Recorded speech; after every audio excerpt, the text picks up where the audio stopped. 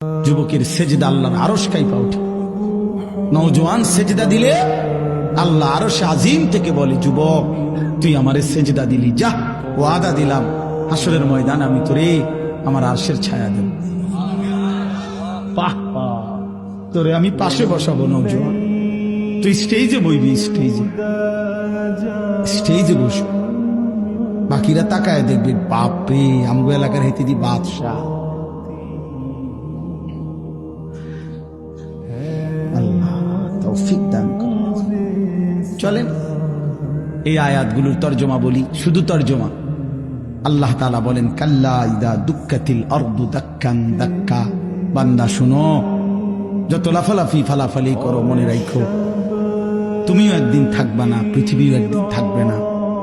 এই গোটা জমিন আমি আল্লাহ তাআলা চূর্ণ বিচূর্ণ করে ফেলব, সব শেষ করে ফেলব।